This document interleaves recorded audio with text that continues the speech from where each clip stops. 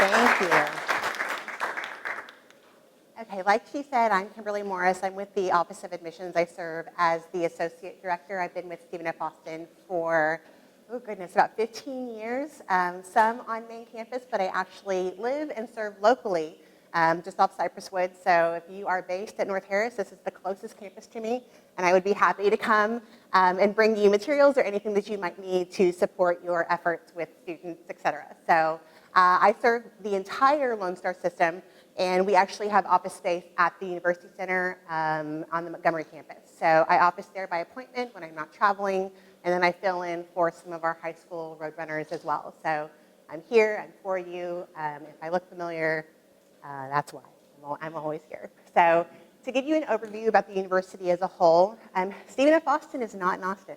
I get that a lot from potential students. We're in Nacogdoches, Texas. From where I live on Cypress Wood, when I do have to return to campus, it's 2 hours and 20 minutes door to door. So it is just far enough away for your students to get away from their parents, get a sense of independence, but it's close enough to get home should they need to. Our students really enjoy being students at the SFA campus, but we've also started offering some options locally. In order to reach our strategic plan goals, we really need to meet students where they're at, both literally, figuratively, emotionally, spiritually, all the things. So we do have a fantastic partnership with Lone Star in that they're allowing us to offer some degree completion programs at the University Center, which my colleagues will discuss in depth just shortly after I speak. But for the community, the campus as a whole, we have over 13,000 students, and if you know anything about Texas public institutions, that puts us on the smaller side, but there's nothing small about us. So average class size is 27, so professors will know students' first and last names, whether or not those students want them to.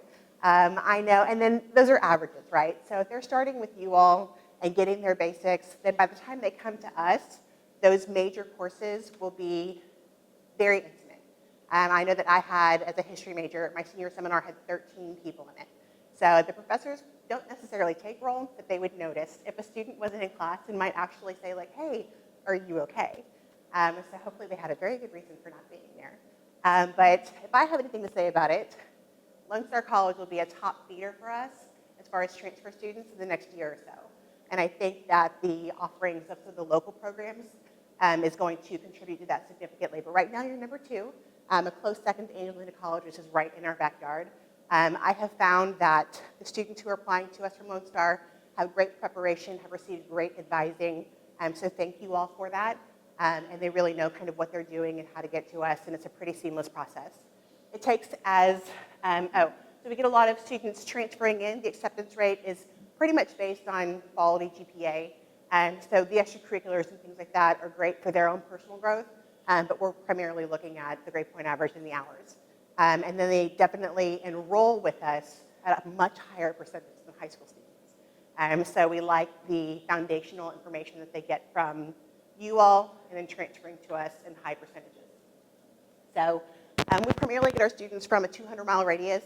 So all the diversity that comes from recruiting majority of our students from the greater Houston area, Dallas, et cetera. We have a fairly robust international population as well. How they discover SFA, I'm not really sure, but there you have it. We would love to have them. We welcome them with open arms. And our international students get the benefit of in-state tuition if they can receive a competitive scholarship, which I'll cover in just a second. So we offer 120 academic areas of study. Since I've got limited time, I'm going to breeze through the academics. If at any point in time you want me to come and discuss or you have a particular question, I'm happy to talk to you about those. But College of Business is AACSB accredited. Only 5% of the schools in the nation have this particular in the world have this particular accreditation, so it's highly competitive. We have the highest marks for that. We invest real money in the stock market for our finance students. They do wealth management, financial planning. Human resource management is a degree that I get asked for quite a bit. I'm going to allow Dr. Kirkpatrick to talk about our sports business program. It's fantastic. But for your students who have roots in Houston, who are maybe considering continuing a business degree, we have an online computer program for them, especially for those mature students who have families and things like that, and jobs and bills and all the adult thing that goes with that. I wanted to highlight that the online option is available to their students online. So College of Education is what we're known for, it's what we started as, we are still the only university in the state of Texas with both an early childhood lab and a charter school physically located on our campus. So our students get the opportunity to go sit in a lecture on the 3rd and 4th floor of that building, and then go down to the 1st floor and interact with school-age children well before internships, well before student teaching. The charter school and the early childhood lab have a waiting list a mile long. It is the best opportunity for young minds to come onto our campus and interact with our students. So we're very proud of that. We offer a bachelor's, a master's, and a doctorate in education. So even if students don't start with us, they may actually end up some sort of certificate or continuing education through SFA. And those graduate programs are actually offered in a flexible format online as well. So when it comes to hospitality administration, when students are looking for things like culinary, we always present this as an option. We just got our mobile food lab, aka food trucks. So students are able to practice in that, but it's a full industrial kitchen. They get the culinary cafe and the full experience of that, a lot of study abroad opportunities, et cetera. We really pride ourselves on applied learning, so being able to do the things you're learning in class. Our kinesiology students have a human performance lab, so they're doing stress tests and having students run on treadmills with all the markers to see how they're performing and do research as undergraduates. We do have a lot of grant funding specifically for undergraduate research that isn't devoted strictly to our graduate students. And interior design is an accredited interior design program. And this is incredibly important. If you graduate from a program that's not accredited, you actually have to do a number of things before you can get the right credentials to be sought out by some of, especially the major firms. So our students have this as they graduate, so they're capable of sitting for the appropriate licensure exams, et cetera, as they graduate, and that's what the accreditation is. So it is a unique enough program. The only reason we're allowed to offer programs locally is if they're unique, because there's some politics that go into what we can offer. And HCC opted to do something similar to the University Center and being able to offer interior design completion programs to students locally. So at HCC Central, where they have an associate's in interior design, those students can have the benefit of having SFA professors come down and teach classes there. They don't have to start at HCC if they want to get their basics at Lone Star and then end up at HCC as an interior design major locally. That's an option for them as well. So just keep that in mind. Good. So many ways to cultivate a student's creativity in the College of Fine Arts. What I love about fine arts is that in addition to academic scholarships, there's also talent-based scholarships for auditions. Our marching band has been all over. They've been to Ireland for the St. Patrick's Day Parade. They're going to Rome, and that's the next big thing, but they did the Macy's Thanksgiving Day Parade. We're super, super proud of them. But there's built-in study abroad programs for a theater program, both performance and technical. Sound recording technology is not listed, but that is gaining a lot of traction. We are in the works to have a master's program, and as soon as we have the master's program, we'll be the first in the state of Texas to have that. But it allows students to capture sound for the masses, but then also for video game dubbing for those students or adults that like to play, for capturing sound for animated films. So it really helps them develop a really diverse resume. For students who have musical acuity, whose parents are like, you're going to major in what? How would you plan on feeding yourself? That's a really great program that we absolutely have on campus. So forestry, we're known nationally. We are the lumberjacks, and SFA's lumberjacks make great lumberjacks.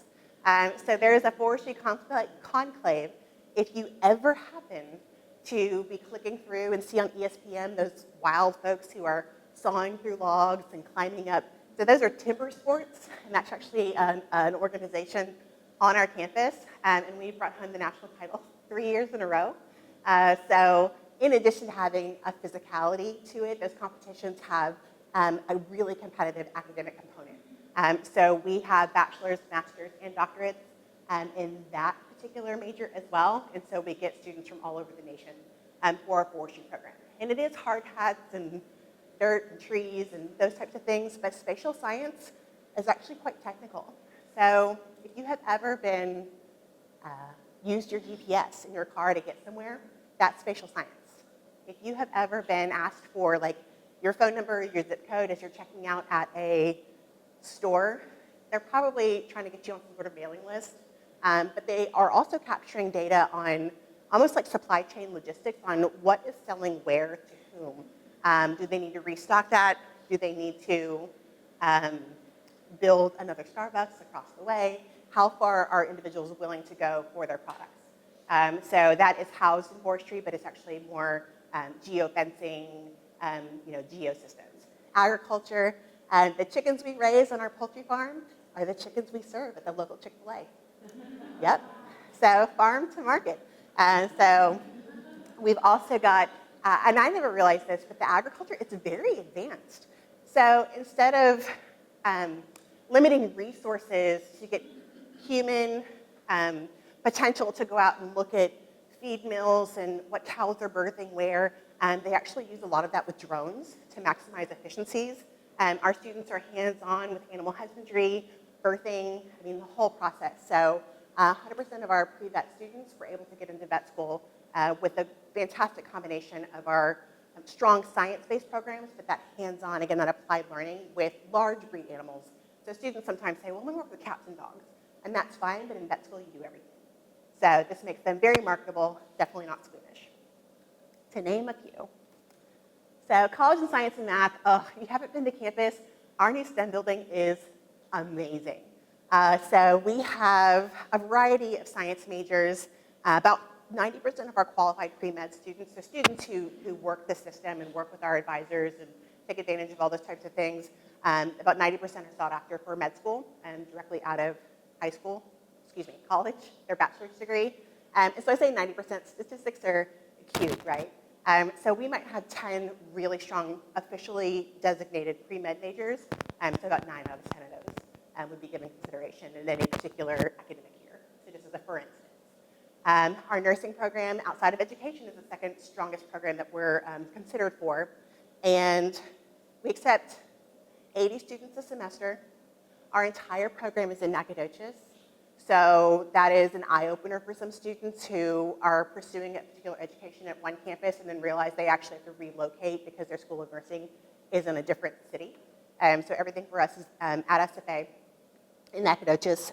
We accept the TEAS test, not the HESI, and we have no preferential treatment as to whether or not a student is homegrown or starts at a community college.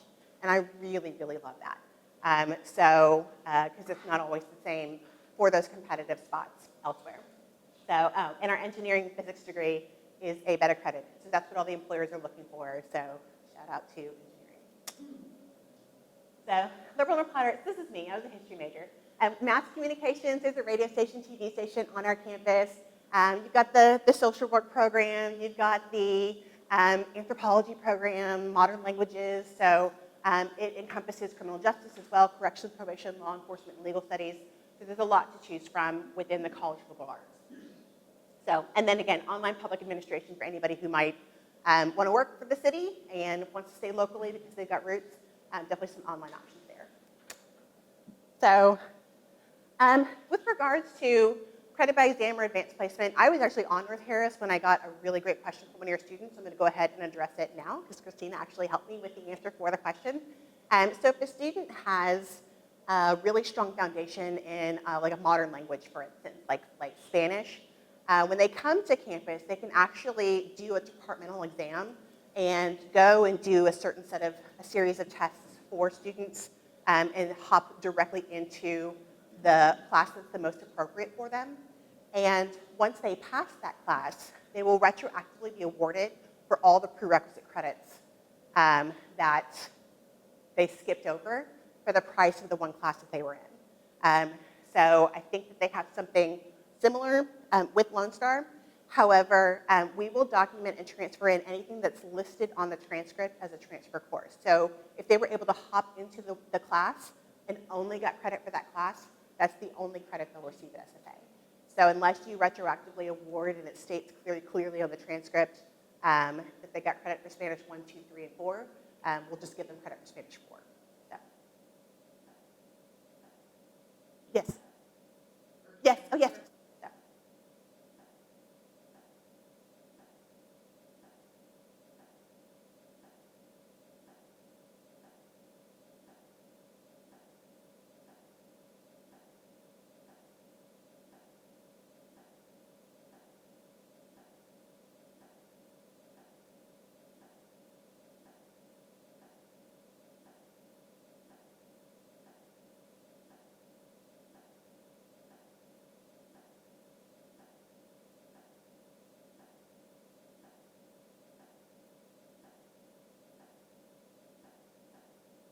I will double check, but thinking of how they award like AP credit, it simply shows like English, AP, and it awards English 131 at SFA or English 1301 at Lone Star College as like equivalent credit.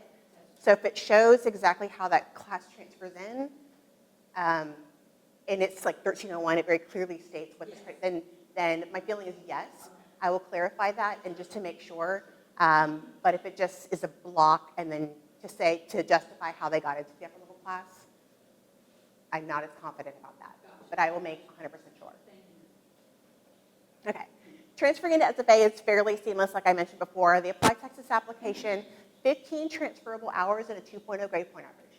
We have direct admission, so if you want to apply to SFA and be a pre-med or pre-vet or any of the fantastic majors I mentioned or didn't mention, with the exception of nursing and education, who have a background check, this is what it would be to get in. Now, with our completer programs, that's exactly what they are. They're completer programs. So if a student is interested in public administration, for instance, they're going to have their core pretty well done with you all to be almost like junior standing in order to get those completer programs. So technically, they can get admitted with as little as 15 hours, but depending on the program they're pursuing, if it's locally or online, those are intended for upper level students. So, but if they got this, we're happy to offer them admission. If they don't, we do have some alternatives. We'll transfer in up to 66 hours from a community college, a few more than that from a university. And if they're core complete, we will honor that.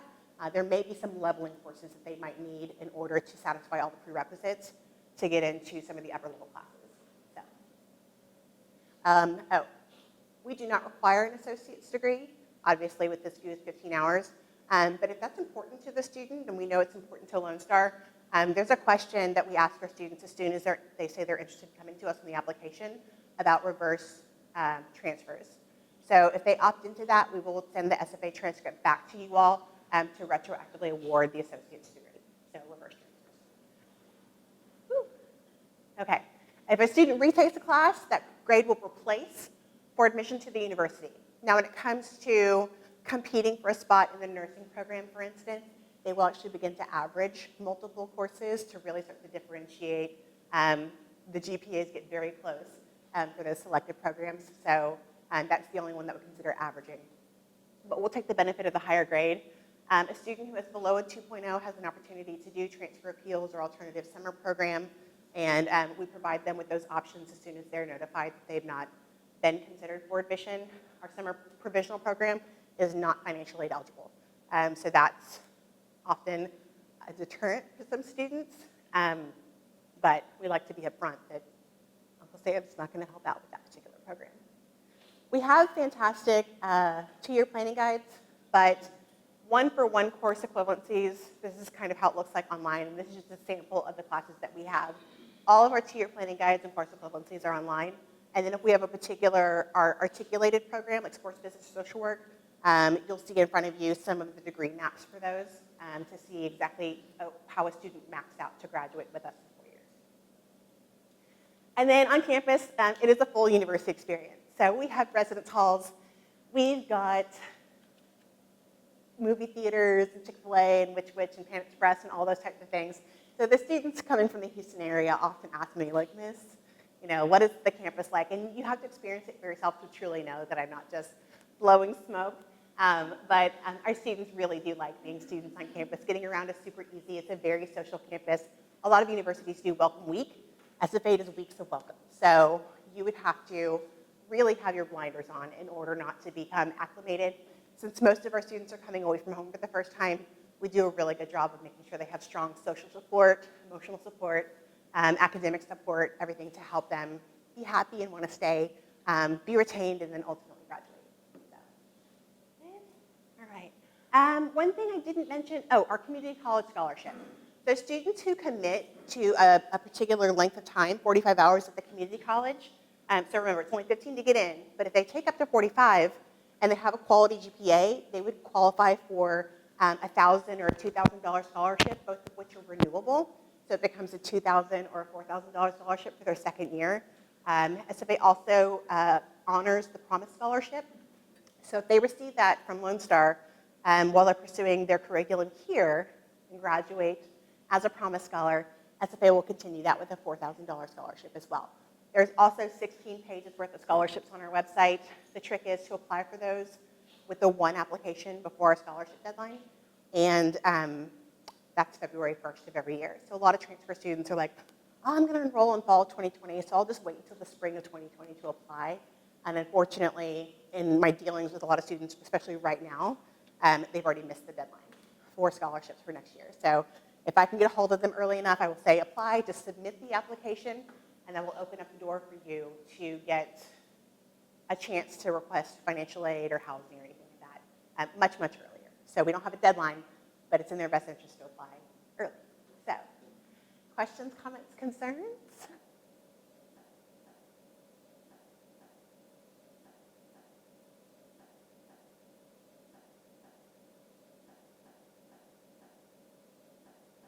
That's a great question. The Community College Scholarship is administered by the Office of Admissions, and we run those every week to see if a student qualifies. And so when they do, they just get an announcement that, hey, we've got your transcript and everything looks good, and you're going to be awarded this amount of money. So once they're awarded, we wouldn't take the money away. But if they were awarded the scholarship because they met the $1,000 range, and then their final transcript came in and their GPA bumped up, we would bump that scholarship to $2,000. Yeah, if they qualified with a 3.5 or better. Okay. Any other questions, folks, for right now? Oh, thank you. Thank you, Ms. Kimberly.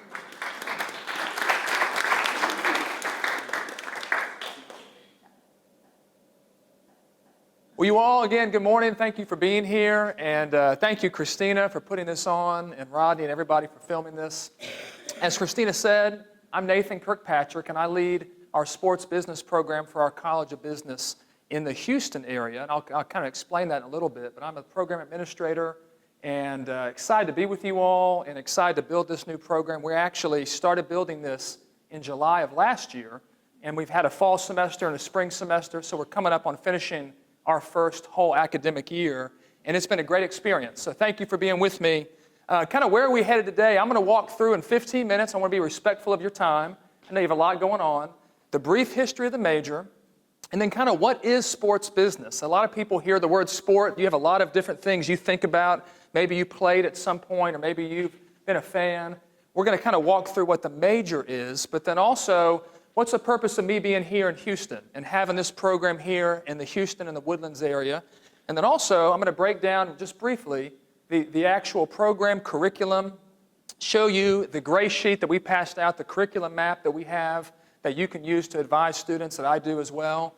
But then also kind of talk about a couple things related to professionalism standards that we have in our program, as well as some of the skills we're trying to model and we're trying to teach. So in 15 minutes, we're going to take a brief journey. But thank you again for being here. So what is sports business? Let me start just briefly by kind of laying that groundwork.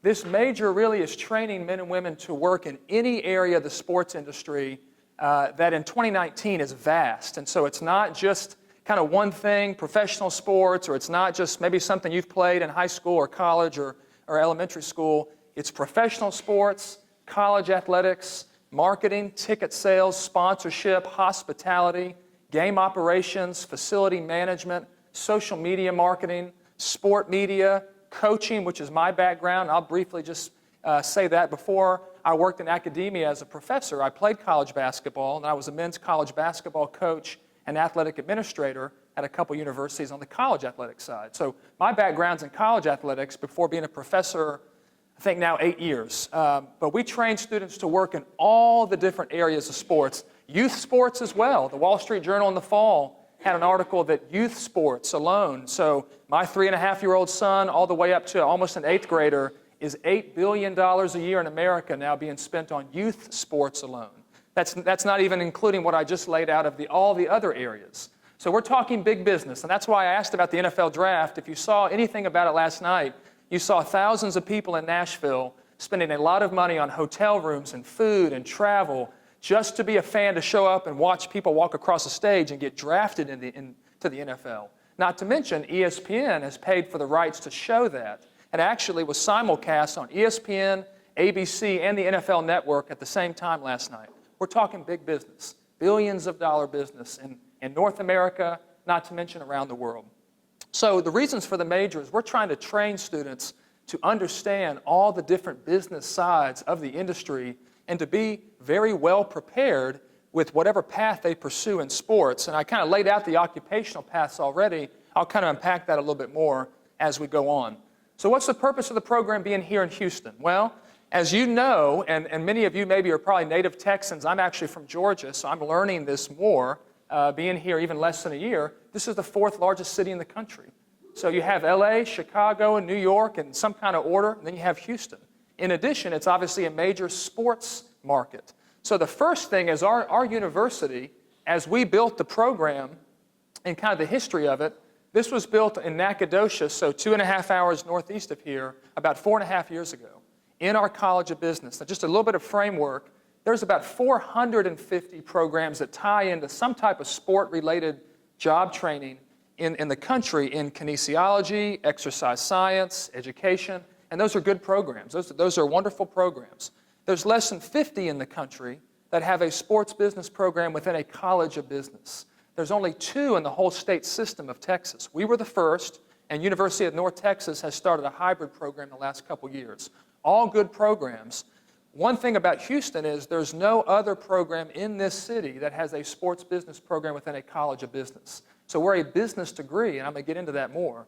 So we saw the opportunity, as our program grew in Nacogdoches, we saw the business opportunity for students to say, we have a major city, a major sports market, and it's untapped as far as training men and women to work on the business sides of sports. So here I am. So they hired me to come build this program in this area. But then number 2, as I said, this is a business degree. It's a bachelor's of business administration. I'm going to unpack that more in a second. But again, that was not being offered here in this city. So we saw major opportunity on the sports business side, but also obviously the academic side. We're all in this room probably because at some level we love college students or we love students. We want to help them and better their lives. And so we saw that as an opportunity both on the business side for our university, but specifically to help people, to help men and women. And number 3, that ties in. So you all do a wonderful job, and I will tell you, and again, big thank you to Christina. I brag on Lone Star all the time. We're actually based out of the Lone Star College Montgomery campus, just up the road in the Woodlands. But I do a lot of recruiting at all the different locations. I've been so impressed with the men and women that work for this system. We wanted to partner with the system. As you all know better than I do, there's a lot of students in this system.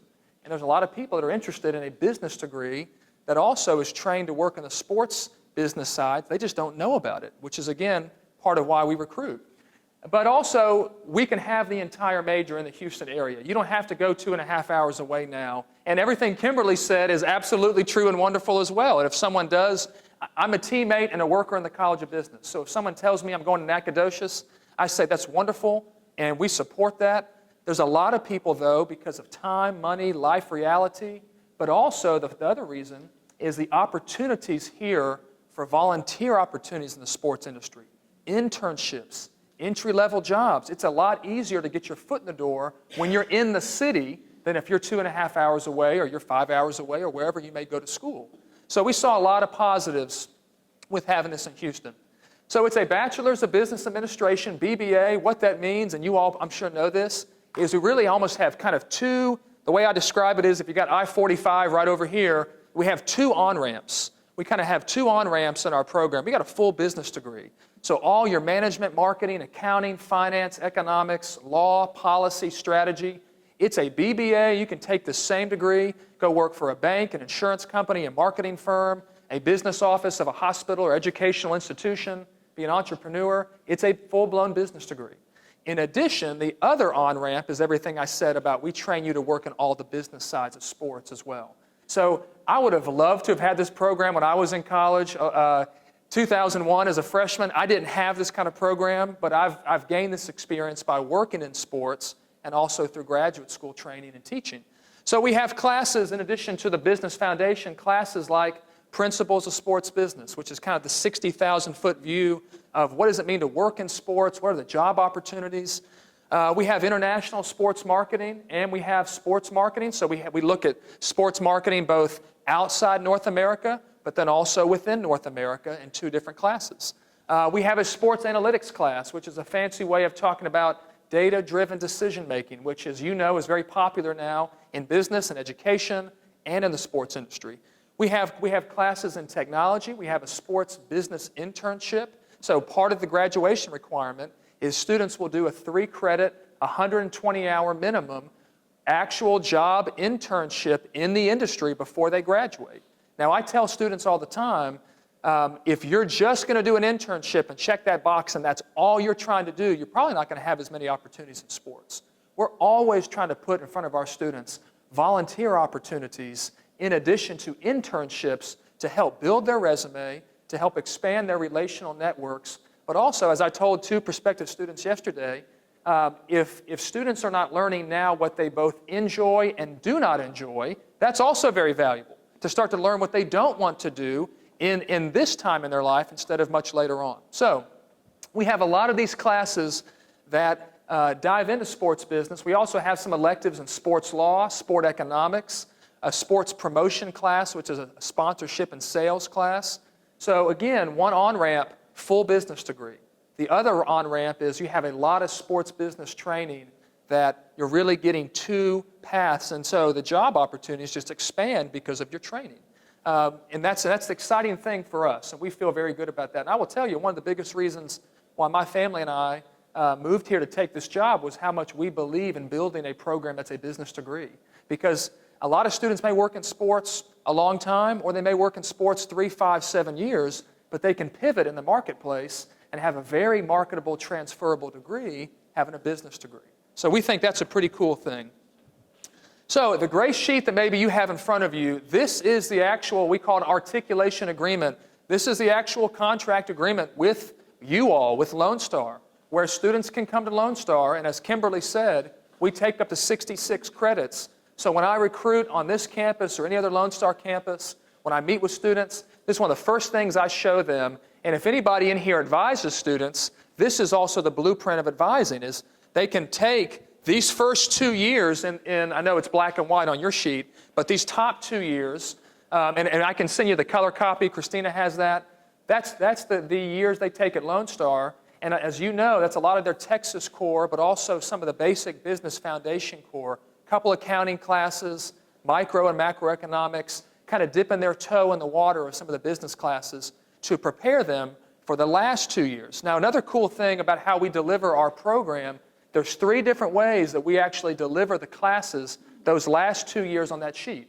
So first of all, traditional face-to-face.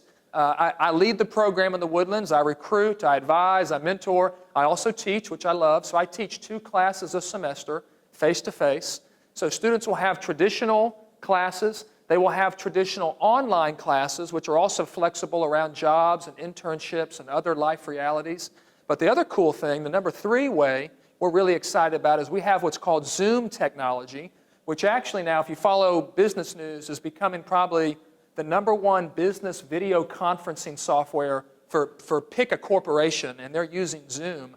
And what that means is students will log in on their laptop at a selected time. So say the class is Tuesday, Thursday, 9:30. They'll log in, but they're seeing and hearing the professor. And we actually have Zoom classrooms on the main campus where our College of Business faculty have screens where they see and hear them. So it's pretty cool. So students are getting 3 different types of delivery systems: traditional face-to-face, traditional online, but also the Zoom technology. Another valuable thing of Zoom is by them using that now in their classes, they're actually developing a comfort level and a skill set of using Zoom, which is going to drastically help them when they're in the working world, because that's just becoming commonplace. And maybe some of you use that already for video meetings and video conferencing. The other thing is, I'm a big believer in helping students learn this sheet, but becoming best friends with this sheet. I want students to, as I lovingly help them, I want them to take ownership of what's the classes that they need. And so that's a very valuable tool for this sheet as well. Another thing that we have in our program in the Woodlands, and you're seeing this, I say it's rare, and it is rare, but you're seeing more colleges of business start to adopt this as we need this. We have Professionalism Standards. I have copies of that if they've been passed out, or we can pass them out to you. This is pretty cool. These are things that from day one, we hold our students to these standards. not because we want to be difficult. We actually want to be lovingly helpful to prepare them at a high level. So I tell students the first day of class, when I walk in the room, I say, listen, I'm going to hold you up here, and I'm going to ask you to work up here. Now, this is not perfection, because none of us are, but this is giving your best. And I said, but I cannot ask you to do that at all if I'm not first modeling that myself. And I tell them, I said, when I fail at this and I fail to model that, I'm going to ask your forgiveness, and then I'm going to keep working hard to do better. But these are things that we value, that from the top down we're trying to instill. So obviously professionalism is a big word, but excellence in the work we do, taking pride in the work we do, anticipating problems. Leadership's a big passion of mine. We try to instill that in these men and women in our program and to help develop these leadership skills. Number 4, we all know that word. We don't see that a lot. The ability to actually say, you know what, I'm talking a lot today to you, but I actually want to be a man that actually listens more. I want to learn better from other people, and that can be hard for me, but I want to be a more humble person, teachable, coachable. There are many things that I don't know that you know. I want to listen better. These are things that we're trying to instill into our students. And obviously politeness and respect, and then I mentioned listening skills. So we have standards that we hold these students to because we want them to thrive in the real world. We want them to thrive, whether in business or sports or whatever they're called to do. And so lastly, that leadership dovetails into, we have a lot of public speaking assignments, a lot of discussion leading in our face-to-face classes in the Woodlands. Communication skills, presentation skills. These are things that we all say these are good things, but I will tell you that we put a lot of time into not just the words, but actually doing these things. And it's so neat, as you all know, to see a student go from either not confident or not comfortable or haven't experienced doing these things to after a couple years of leading discussions and leading presentations, seeing that confidence rise and that skill set rise. So all these different public speaking skills, communication skills, and as I said, leadership, these are all things we value very highly, but we're doing assignments in the classrooms with this. So I got 5 seconds, so we nailed it by the grace of God. 15 minutes. Thank you, and I'm happy to take any questions.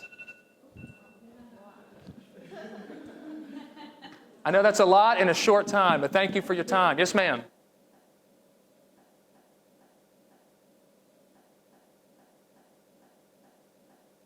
Great question. So actually, our students learn the wording difference between administration and management. So administration's more long-term vision, strategic planning, looking ahead at the horizon.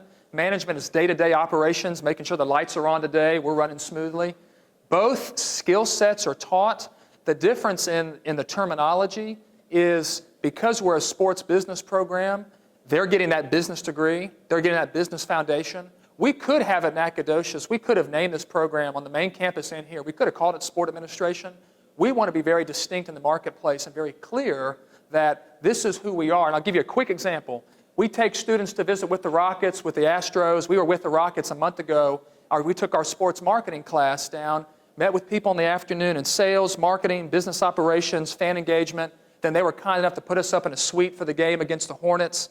But when I showed them that gray sheet, one of the gentlemen who works in premium suite sales, within 30 seconds he's looking at it, he goes, I got it. He goes, it's a business degree.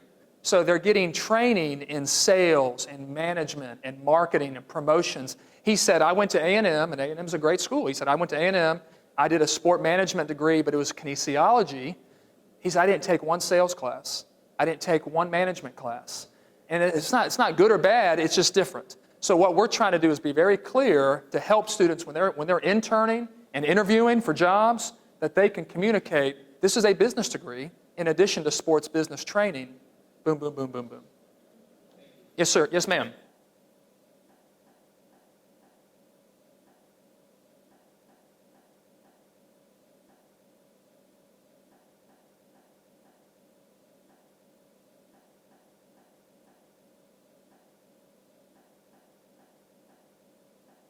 Absolutely. One of the best blessings that I've had is, again, I came in to build a program here, but this program's been around in Nacogdoches for 4 years. So we actually have graduates from the main campus who now work for the Texans, who work for minor league sports here in Houston. We have great relationships with the senior vice president of ticket sales and the director of ticket sales with the Astros. we're taking our whole program in the Woodlands in the fall to visit with the Astros for the whole afternoon. I mentioned we did that with the Rockets. We have relationships with the Houston Dynamo and the Dash and Sugarland Skeeters, minor league baseball. So internships specifically, we're very big on anything that crosses our desk or relationships that we have. We're obviously forwarding that on, in addition to trying to put our students in front of men and women who work in sports all the time. Now, and I tell parents and students this very honestly, we're trying to teach them how to fish, but then wanting them to go fish. So I tell students, I'm not going to hand you an internship. I will hand you the information about it. I will introduce you to the people, but I want you to follow up professionally. I want you to learn those skills of emailing, calling, and we're always trying to help them move from indirect communication to ideally getting face-to-face. So we absolutely help them every step of the way. We're also trying to get them to take initiative. Makes sense. And then lastly, I know I'm not just speaking for myself, but if we, so you're potentially our contact if we need to hook up with a Rockets ticket. I love how you slid that in at the end. You know, I will teach you how to fish and tell you to go fish. No. Thank you so much. Thank you. Kind of like Nathan, I'm actually not from here. I'm originally from upstate New York. But it's almost Canada where I'm from. And I started my education there and then came down to Texas. And I've been here since 1994. So, and I'm married a Texan. I don't know if that counts or not. But I love Texas. I will be here forever.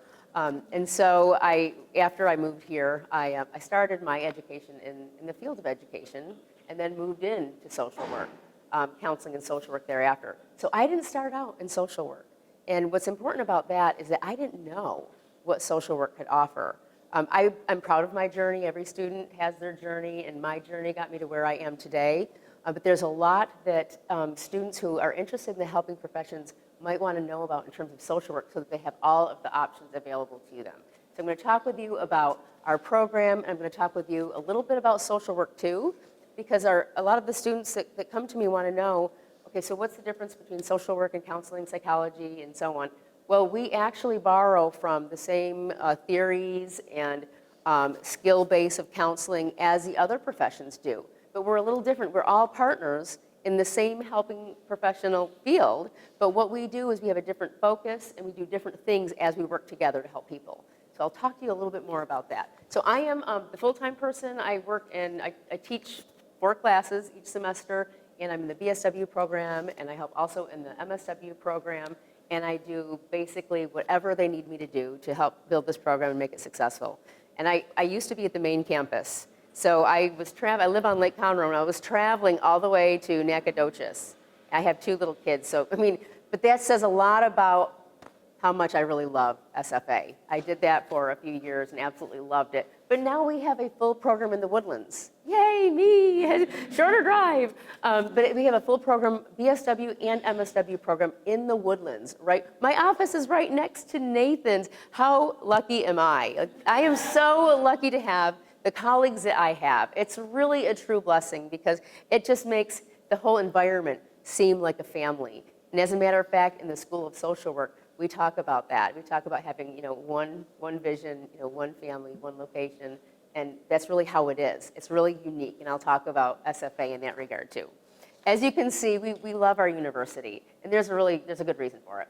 Okay, all right, so in the School of Social Work at the main campus, we have the same program. So when we talk about, one school, one location, we have locations in Tyler Junior College and Lone Star. And also at the main campus, but we are one school. So all of the students that take the courses from us in the Lone Star location, they're a social work student just like they would be on the main campus. And so we want to recreate that environment for them. And I think we're doing a pretty good job, and it's really exciting. So we have in the Woodlands, also we have the BSW and the MSW. So the BSW, the students are trained to be generalist practitioners.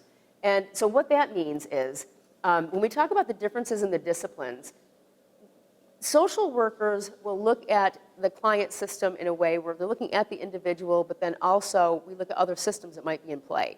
So when talking about, let's say, counseling and psychology and those different areas, counseling, focusing on individuals or the couples or families, they're going to engage in the counseling and resolving the issues that are present in that particular situation. Psychology, they also do counseling, but there's an emphasis on the psychometric testing, a lot of psychometric testing and so on and so forth, in a very different ways. And then with psychiatry, as most of you are aware, those are medical doctors. So they're looking at it from the medical model. So looking at it from the medical model, they might be introducing psychotropic medication to bring their physiological levels of hormones up to that homeostatic level. We can also look at other areas of specialty, whether it's marriage and family and so on. There's all different types of specializations when it comes to the helping professions. So we all engage in a certain level of the counseling. But with social workers, we go not just with the individual, but we're also going as far as looking at other systems that might be in play to help them resolve what might be going on. So with the generalist practice model, they learn the engagement with clients, assessment, planning, the implementation or intervention, the evaluation, and then termination and follow-up. So they learn this model with all different sorts of client systems and how to use those at different levels of practice. So it's a 2-year program as a cohort. Now, some of them may not do it in 2 years. They can expand it out a little bit more. But if they're core complete, this is what it's going to look like. A lot of our students may not be core complete. And what I say to them is, that's okay. As a matter of fact, a lot of students might have leveling courses to take. That's not going to prevent them from getting their degree if this is what they're passionate about. So we work with them and help them identify how to get what they need. And then the prerequisites, that touches on that too. There's some prereqs. You have a degree map in front of you that should help with that. The courses that they need to take at Lone Star and how that transfers in to SFA. And again, we take up to 66 credit hours. And Dr. Copeland is our BSW director. So he's the one that will do the advising, and he will work with you, he will work with the student. And the students don't have to go to the main campus for that. He will come here, or he'll do it with them in another, whether it's Zoom or whether by phone, and his assistant Carol's very involved, so they'll get everything handled.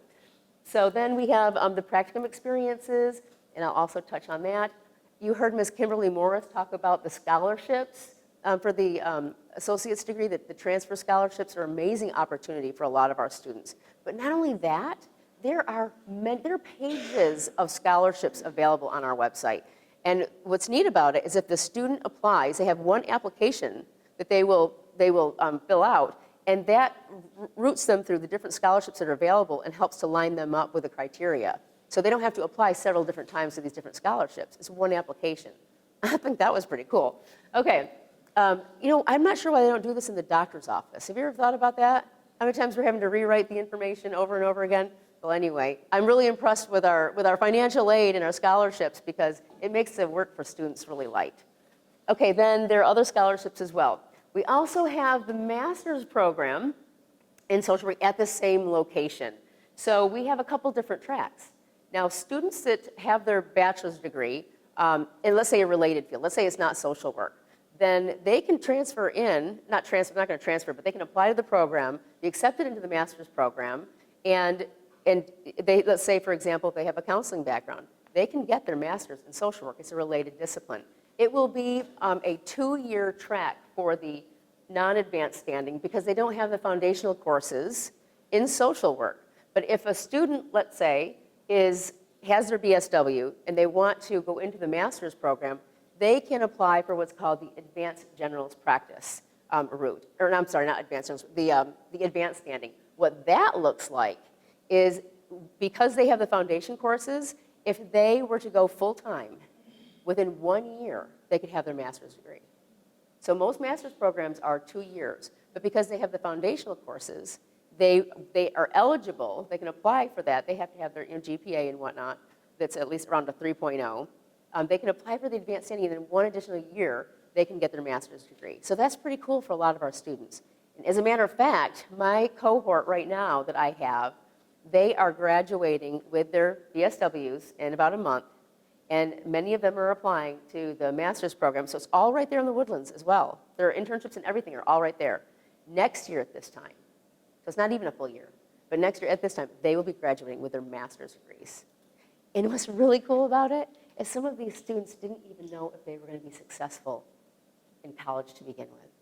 What that says about our partnership, with you all at Lone Star and what we're doing with them, that follow through that we have with them at SFA, is it's helping them to build their confidence and empower them that yes, you can do this. And not only can you do this, but we want you to excel in whatever it is that you want to do.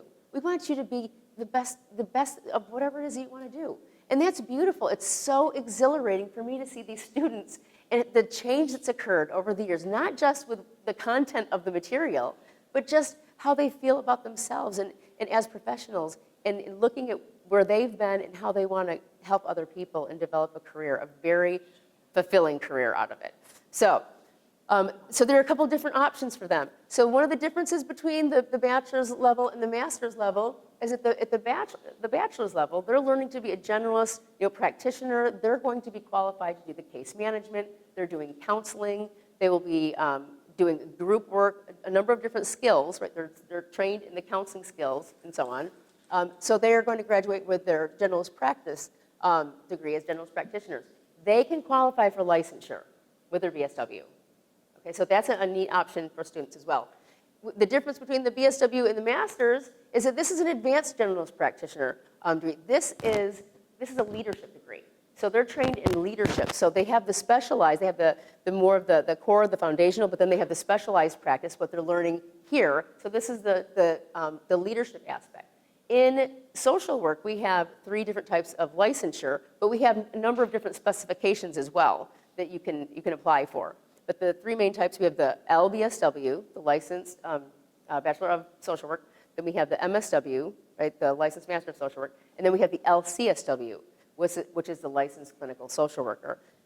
So the difference there is with this here, they're qualified to do the counseling, the group work, the case management, a number of different skill sets that they have. But at the master's level, they can do work, they can be administrators, they're going to be in leadership positions here, but they can also do clinical work. So many of the students that come to us are interested in doing psychotherapy. They like the counseling, but they want to do psychotherapy. Not all of them. Some of them are just interested in helping in other capacities, but they will ask me about this. They want to do some counseling, or they're interested in psychology. So with that, at the graduate level, that's where they're going to be doing the psychotherapy. So with any program, most programs, if not all, in order to do psychotherapy, where we're doing diagnosis and providing the intervention, that's going to require a graduate degree. So what's neat about that is that with our program, they're going to get a lot of that training, and it kind of expedites the path for them in getting their graduate degree with a non-advanced standing track. So it opens up the door for different types of licensure, and there are a lot of options for them in that as well. And then the practicum experiences in both areas, they're right here in the Woodlands, or let's say someone might live near the Houston area. We try to place them where it's convenient for them as much as we can. We can't always, but it's going to be in this area. Generally, it's going to be in this particular area, but they don't have to go to Nacogdoches to do their field placement. And then there are also scholarships available at the graduate level. Okay, so what is social work? I've already told you a little bit about social work and the differences in the disciplines and what we do. We're looking at social workers. Our focus and our niche really is looking at the person and environment. So we're looking at, let's say, what might be going on within the individual, like a lot of the other disciplines, but it might not be just that. It could be there are other systems in play that might be affecting the situation. For example, we have 3 levels of practice. We have micro, meso, and macro. So small, medium, and large. So we work with individuals and families, also groups and organizations, and then communities and larger systems. So we think oftentimes about working with individuals and families, and that's what we do. But we also can navigate these systems in a way where, let's say when I was working in the field, I worked with at-risk juveniles. And so I was in the schools, I was working for the police departments, and there was a lot that I had to do to kind of navigate these systems. For example, we might look at peer groups. We might look at what's going on at school. We might look at how to interact with administrators to help these children get what they need in order to improve whatever level of functioning that might be, especially if there are behavioral incidences or if drug activity or something like that. We work with other systems to get that done. Also, someone might choose to work at these different levels of practice. So, for example, we have organizations or someone might be working in an organization, even whether as a leader or administrator, or just their job is to improve the functioning of the agency. right? That's more of this level. Now, might not be working with individuals and families, but they're still working as a social worker trying to improve practices for these systems, but not at that particular level. It's at the meso level. I'll give you an example of macro. It's one of my favorite. When I was working at the gang unit, I worked for the police departments and the cities of Hurst, Euless, and Bedford, Texas, over 20 years ago. I was 10. No. But anyway, it was a really enriching experience. And so what I did was we targeted juvenile gang activity and drug activity, a lot of at-risk factors for these individuals. And so we partnered with, let's say, like United Way or juvenile services, the police departments, the schools, other mental health agencies in the area. And what we did is we formed a coalition, and the community was the client. So what we were trying to do is mobilize these services to fill in the gaps and overlap so that what we could do is target this more effectively. So when a police officer comes into contact with, say, one of these kids on the street, they develop a rapport with them and talk to them about what they need and so on, and then they have a referral, or they make that contact, right, that continuity that's oftentimes important. And so we were all focusing on how do we target this problem, let's say juvenile gang activity, juvenile delinquency, in this area, and what can we each do as partners to target that change, okay? And so that's community work.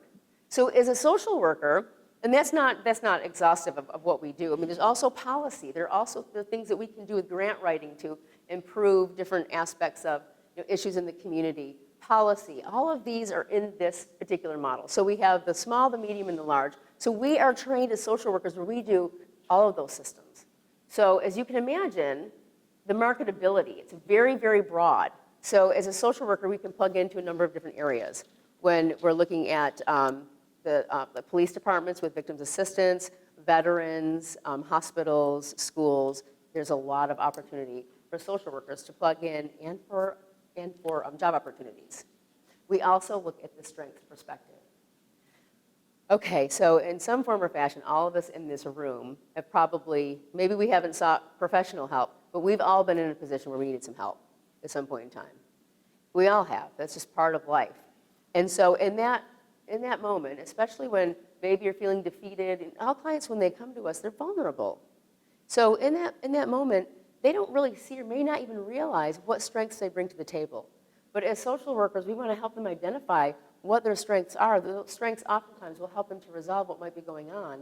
And then we're going to help them develop a way to overcome and resolve these similar issues whenever they run into contact with them later on down the road. So it's not just resolving this particular problem, but they also have a way, they're learning skills to be able to do this in the future. So we look at their strengths and we help them, empower them to use their strengths, understand what they bring to the table, and that also offers hope. It offers them hope, and oftentimes when they come to us, they're lacking in that area sometimes. So, all right. Why choose social work? So there's licensure at both the BSW and the MSW level, and their practicum experiences, I tell them, we cannot guarantee you a job. However, in your practicum, your placements, you're making connections with people. You are networking. We have a lot of our students who are offered positions either in a placement or they've been connected to someone who is looking for, a social worker or whatever. So it helps them build the opportunity for employment if they want to go right into the field right after their bachelor's degree. So it's very marketable. This is, again, not an exhaustive list of what we have in practice areas, but psychiatric services, if you're interested in doing medical or mental health, school social work, medical, youth programs, child welfare, geriatric, veterans, juvenile services, victims assistance, foster care, and labor force. So there's a lot of areas that they can plug in. The students who often will come into our program are on the periphery of a number of these different areas. So they might be taking psychology, and they think they want to help people in a certain way. Social work isn't for everyone, but it could be a really good match for some students that want to help and might not be familiar with what social work can offer. So people that are students who are taking psychology courses, sociology, nursing, criminal justice, human services, a lot of those types of students are the ones that are interested in looking into social work, because you can see how it all it all can apply here in some form or fashion and plugging into those areas that might be of interest to them. Okay, so all classes are at the University Center off of 242 in the Woodlands. They can hit one or both of the degrees there. And we also have, it's the most cost-effective way, by the way. So we encourage them to get as many credits through Lone Star or to graduate with their associate's degree. And if they want to transfer right in, that's fine too. It's really what is best for the individual. What do they want to do?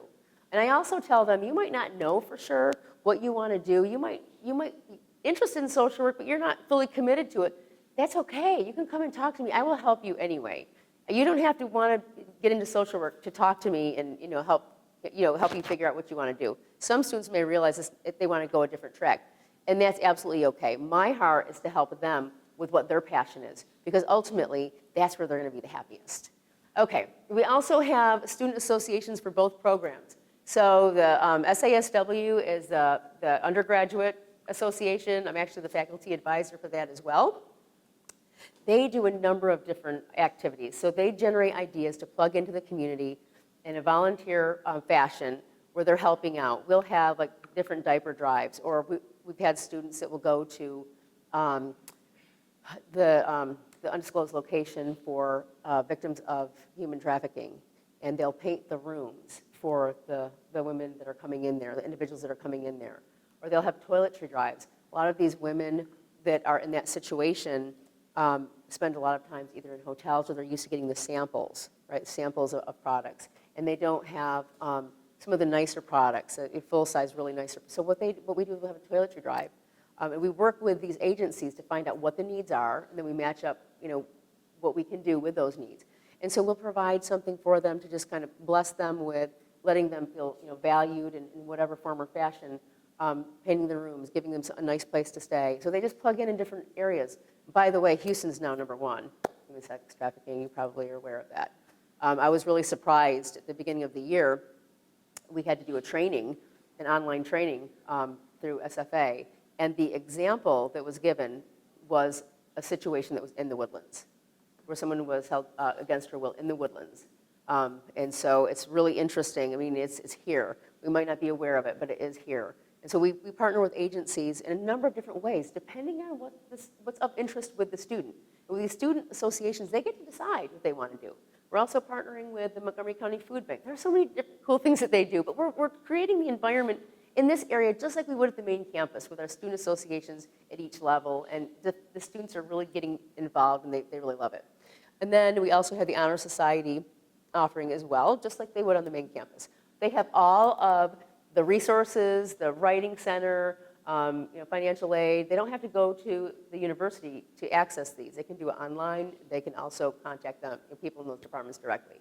And so I had mentioned the MSW Advanced Standing. It is a rigorous schedule if they're going to do it in 1 year, because they have to do summer, they have to do fall and spring, right?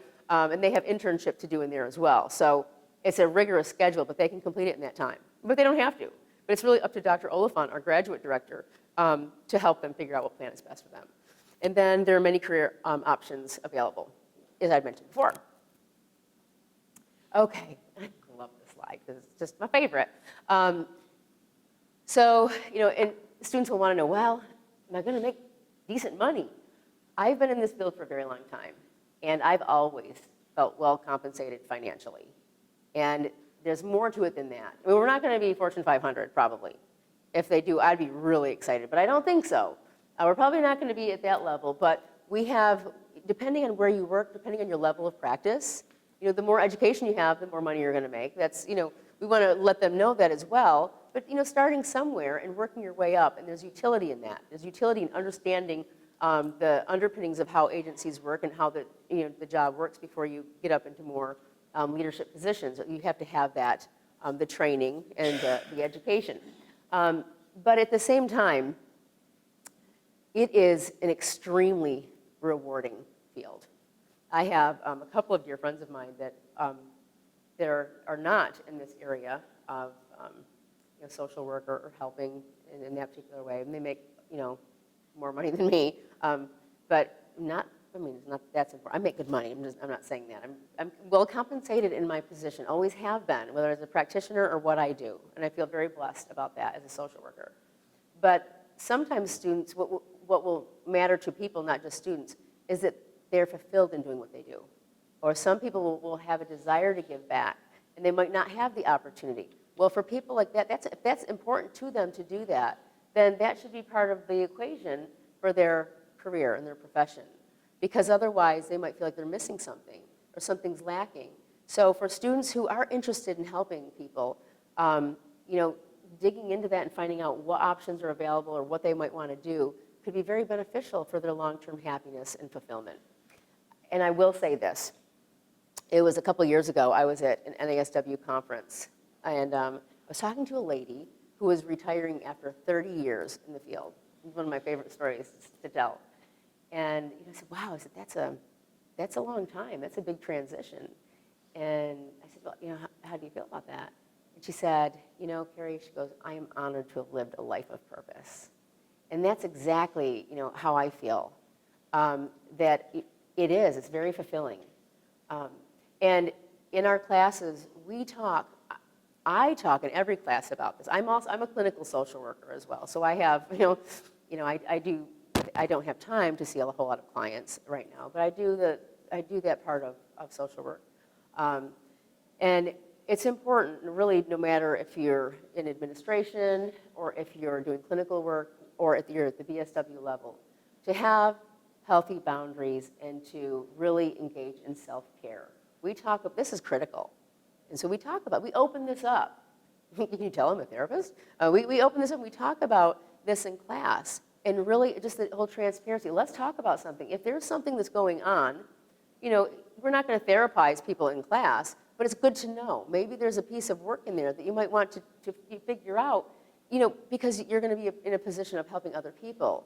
And in that position, we have a code of ethics. So we need to make sure that we're fair and unbiased. We reinforce diversity in a number of different ways. What is diversity? It's difference. So we look at diversity. And so when you're thinking about the people that come in to see you, you need to be fair and unbiased. You're in a position to help them lead the best life that they can lead. And so we need to be healthy.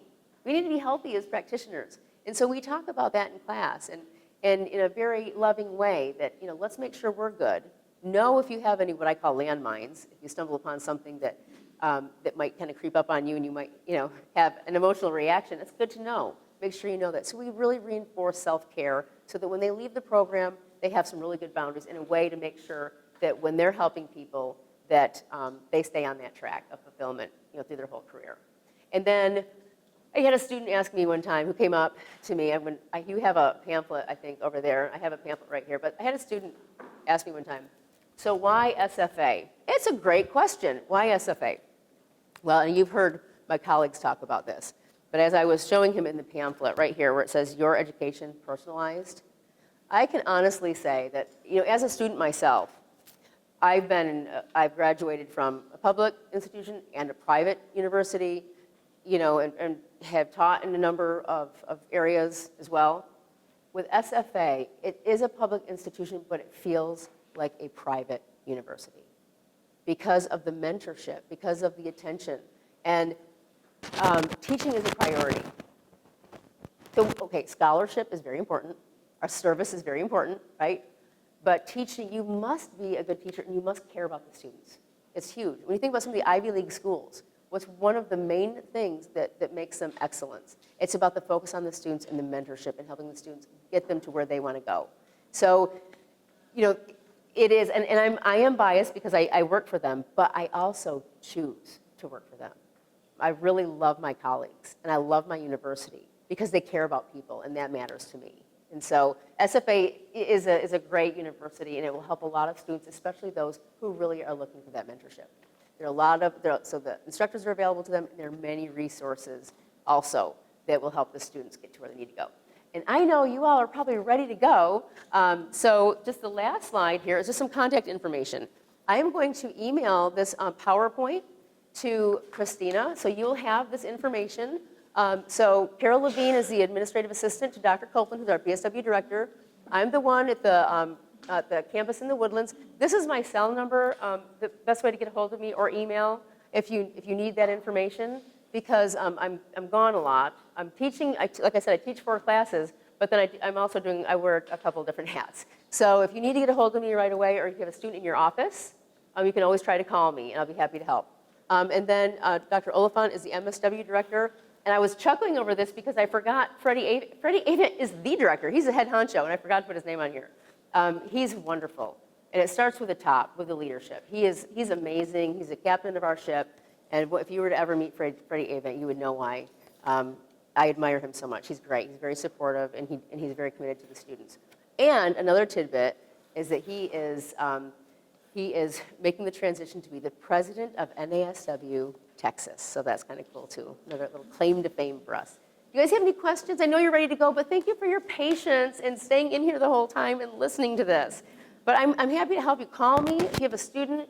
Don't hesitate. No question is going to be silly. I will entertain whatever you've got. Some students, when they get to the point of they want to apply, they might be overwhelmed by doing the computer application. I have students that will come in my office, and I'll walk them through it. I'll do whatever I need to do to help them. I have to schedule an appointment, so I make sure I can carve out that time for them, but I'll absolutely help them in whatever way they need. And I will also help you in whatever way you need. And if you ever need anything, if you have any instructors that are interested, that's something else I've been doing. I've been going into classrooms, human service psychology, other classrooms, and talk to students directly, because sometimes they don't know until they actually talk about it with someone who is a social worker. You guys have any questions? Are y'all good? Yay, thank you. It's been wonderful. I appreciate it.